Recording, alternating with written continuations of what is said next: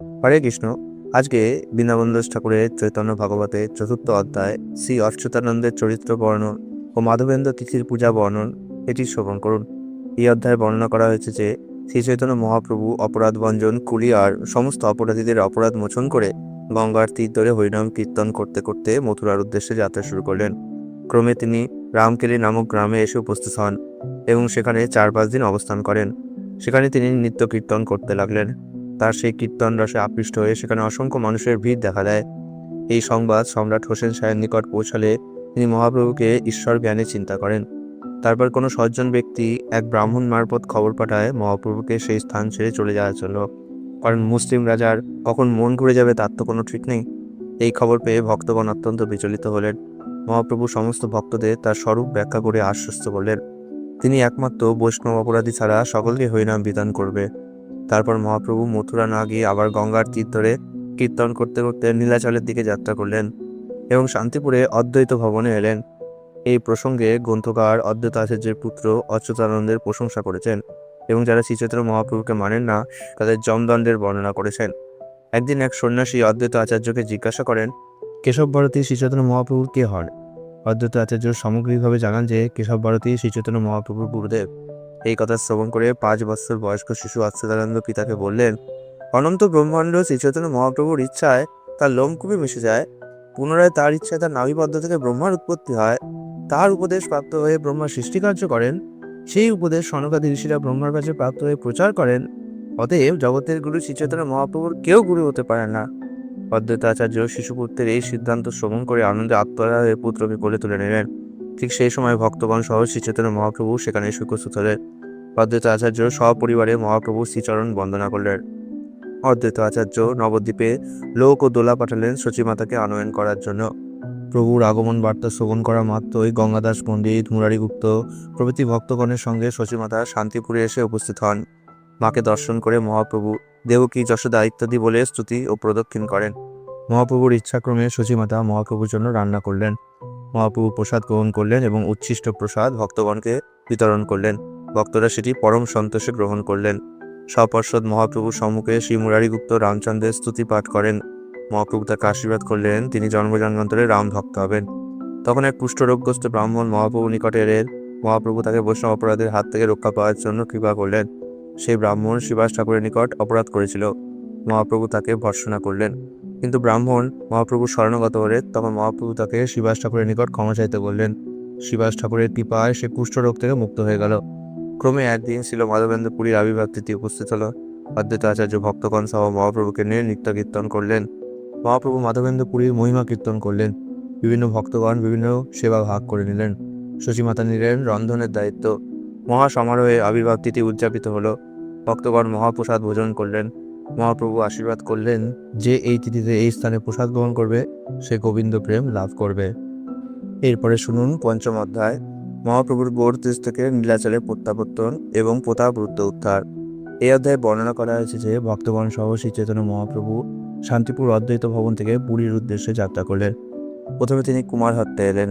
মহাপ্রভুর সন্ন্যাস গ্রহণের পর শ্রীবাস পণ্ডিত নবদ্বীপ থেকে উঠে এসে এই স্থানে বাস করছিলেন। মহাপ্রভুর আগমন বার্তা শ্রবণ করে তৎক্ষণাৎ সেখানে শিবানন্দ সেন, বাসুদেব দত্ত প্রভৃতি ভক্তগণ এসে মিলিত হলেন। মহাপ্রভু শ্রীবাস ঠাকুরকে পরিবার ভরণ পোষণের জন্য কিছু উপার্জন করতে বলেন অথবা সন্ন্যাস গ্রহণ করতে বলেন। শ্রীবাস ঠাকুর কোনোটিতেই রাজি হলেন না। তিনি জানালেন ভগবানের ইচ্ছায় যা পাবেন তাতে দিন অতিবাহিত করবেন। পরপর 3 দিন উপবাস থাকলে গঙ্গায় ঝাঁপ দিয়ে প্রাণ বিসর্জন দিবেন। তাকে মহাপ্রভু ভগবানের প্রতি শ্রীবাসের দৃঢ় বিশ্বাস দর্শন করে আশীর্বাদ দিলেন, লক্ষ্মীদেবী যদি ভিক্ষা করেন তথাপি তার গৃহে অভাব হবে না। তারপর মহাপ্রভু পানিহাটিতে রাঘব পণ্ডিত ও পরভানগরে শ্রী ভাগবত আচার্যকে কৃপা করে পুরীতে ফিরে এলেন। মহাপ্রভুর পুরীতে প্রত্যাগমনের বার্তা পেয়ে রাজা প্রতাপরুদ্ধ কটক থেকে পুরীতে এলেন। এদিকে মহাপ্রভুকে নিকটে প্রাপ্ত হয়ে প্রতাপরুদ্ধ ও সমস্ত ভক্তগণ আনন্দে উল্লসিত হলেন।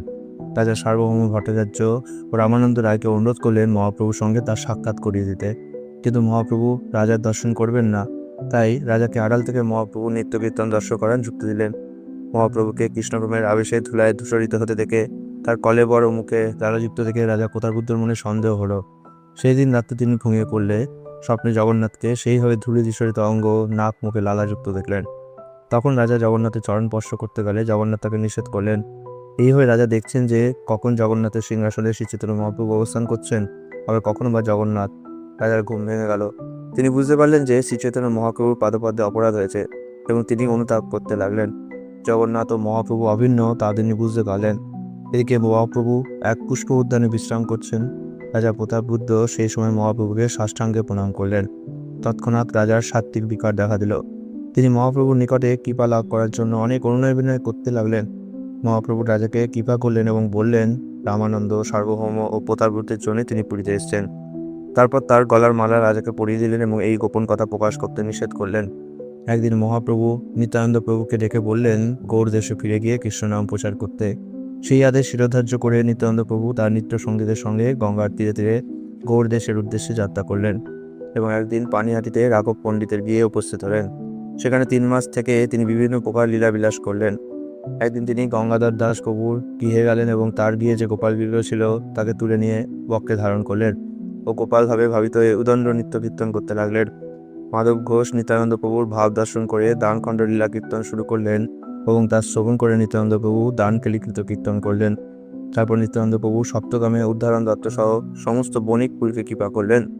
তারপর তিনি শান্তিপুরে অদ্বৈত ভবনে এসে কিছুদিন অতিবাহিত করলেন এবং পরিশেষে তিনি নবদ্বীপে সচিমাতার নিকটে এসে উপস্থিত হলেন। তাকে দর্শন করে সচিমাতা আনন্দ সাগরে নিমজ্জিত হন। এইভাবে তিনি সচিমাতার নিকটে অবস্থান করতে লাগলেন এবং হরিনাম প্রচার করতে লাগলেন। একদিন তার ইচ্ছা হলো বিবিধ অলঙ্কার পরিধান করতে। ইচ্ছা করা মাত্রই সমস্ত আভূষণ বিভিন্ন দিক থেকে উপস্থিত হলো। সেই সব আভূষণ পরিধান করে তিনি নগরে ভ্রমণ করতে লাগলেন এবং বদ্ধচিত্তে হরিনাম দিয়ে উদ্ধার করতে লাগলেন। এই বহুমূল্য অভিভূষণ দর্শন করে এক ব্রাহ্মণ ডাকাতের লোভ হলো। বহু চেষ্টা করেও সেই ব্রাহ্মণ ডাকাত ব্যর্থ হলেন এবং পরিশেষে নিত্যানন্দ প্রভু শ্রীচরণে শরণাপন্ন হলেন। নিত্যানন্দ প্রভু সেই ব্রাহ্মণ ডাকাতকে তার দলবল সহ উদ্ধার করলেন। গ্রন্থকার পরিশেষে শ্রী নিত্যানন্দ প্রভুর পরিকরের বর্ণনা দিয়েছেন এবং তার নিজের পরিচয় দিয়ে এই অধ্যায় সমাপ্ত করেছেন। এরপরে শুরু হচ্ছে 6ষ্ঠ অধ্যায় শ্রী নিত্যানন্দ প্রভুর মাহাত্ম্য বর্ণন। এই অধ্যায়ে বর্ণিত হয়েছে যে নিত্যানন্দ প্রভু নবদ্বীপ থেকে জীব উদ্ধার করার জন্য বিভিন্ন লীলা করেছিলেন, যেমন নানাবিধ অলঙ্কার বেশভূষা ধারণ এবং তাম্বুল কর্পূর চন্দন মালা বিভিন্ন বিলাসযোগ্য কোহর ও ব্যবহার করেছিলেন। নবদ্বীপের জনক ব্রাহ্মণ নিত্যানন্দ প্রভুর এই আচরণ স্বাস্থ্যসম্মত বলে মনে করলেন না। যদিও সেই ব্রাহ্মণ শ্রী চৈতন্য মহাপ্রভুর প্রতি দৃঢ় শ্রদ্ধাবান ছিলেন, তাই একদিন তিনি যখন নীলাচলে গেলেন তখন সেখানে শ্রী চৈতন্য মহাপ্রভু চরণ বন্দনা করে বিনীতভাবে নিত্যানন্দ প্রভুর এই ব্যবহারের কথা জানালেন এবং জানতে চাইলেন সন্ন্যাসী কেন এইসব আভূষণ আদি ব্যবহার করবেন। শ্রী চৈতন্য মহাপ্রভু ব্রাহ্মণের সন্দেহ দূর করার জন্য শ্রীমদ্ ভগবতের প্রমাণ উল্লেখ করে বললেন যে যিনি উত্তম অধিকারী ভক্ত তার ব্যবহারের মধ্যে আপাতদৃষ্টিতে যে সকল দর্শন করে দোষ বলে মনে হয় তা প্রকৃতপক্ষে দোষ নয়। ভগবান শ্রীকৃষ্ণ সরাট বস্তু, উত্তম অধিকারী দেহে সেই সরাট বস্তু সর্বদাই অবস্থান করেন।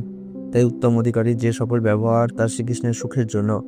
এই রকম ব্যবহার অকৃত্রিমভাবে একমাত্র উত্তম অধিকারীর ক্ষেত্রেই সম্ভব।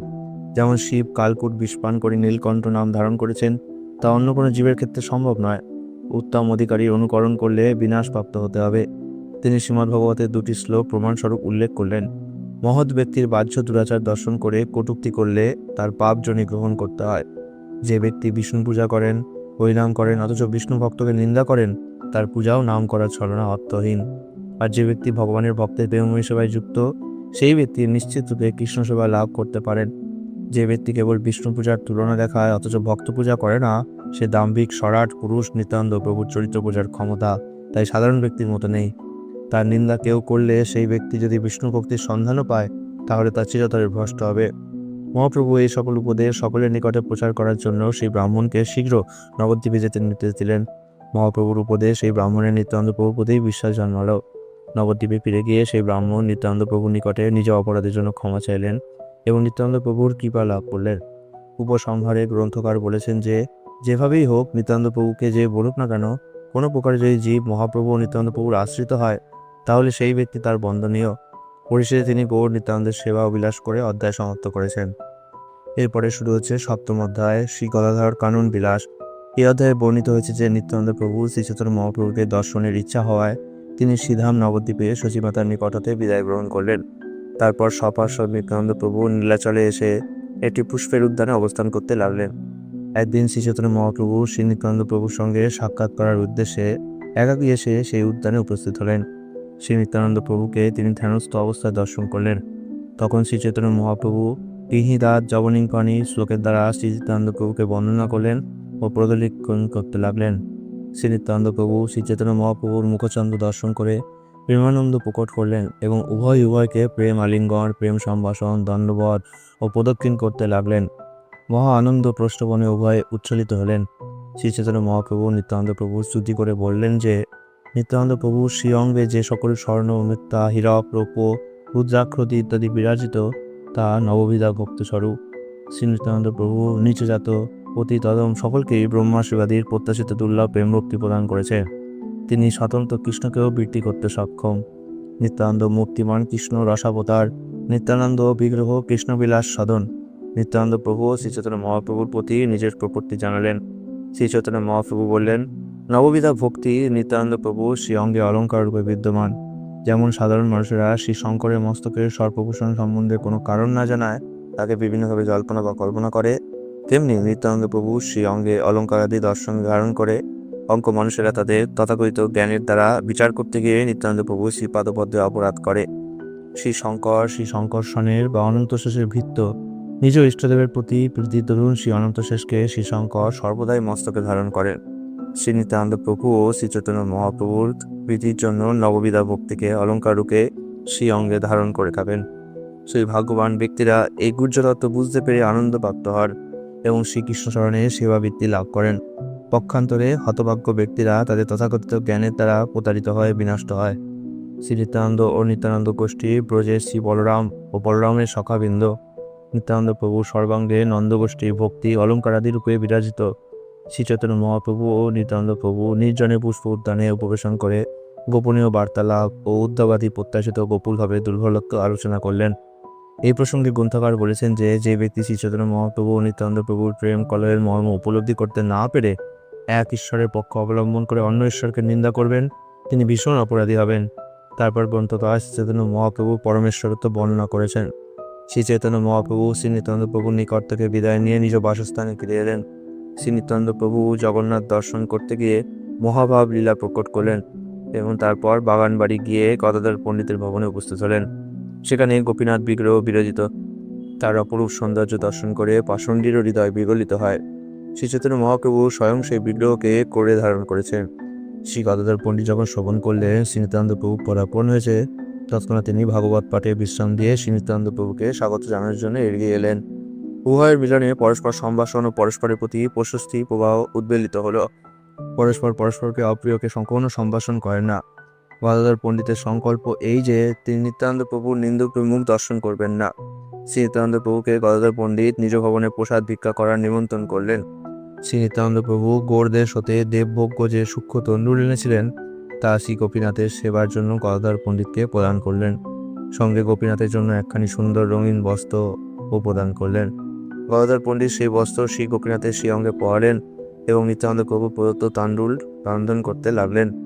বাগান থেকে শাক এনে তা রন্ধন করলেন। তারপর গোপীনাথকে ভোগ নিবেদন করেন। সেই সময় শ্রী চৈতন্য মহাপ্রভুর সেখানে আগমন হয়। তিনি গদাধর পণ্ডিতকে বললেন যে নিত্যানন্দের দ্রব্য গদাধরের রন্ধন ও গোপীনাথের প্রসাদে তার অবশ্যই ভাগ আছে। মহাপ্রভুর কৃপা বাক্য শ্রবণ করে গদাধর আনন্দিত হলেন এবং গোপীনাথের প্রসাদ পাত্র মহাপ্রভুর সম্মুখে ধরলেন। মহাপ্রভু নিত্যানন্দ প্রভুর প্রদত্ত তণ্ডুল প্রীতি সহকারে ভোজন করলেন এবং গদাধরের রান্নার প্রশংসা করলেন। এইভাবে হাস্য পরিহাস করতে করতে মহাপ্রভু, নিত্যানন্দ প্রভু ও গদাধর প্রভু প্রসাদ ভোজন লীলা সমাপ্ত করলেন। ভক্তগণ তিন প্রভুর অবশিষ্ট পাত্র লুণ্ঠন করলেন।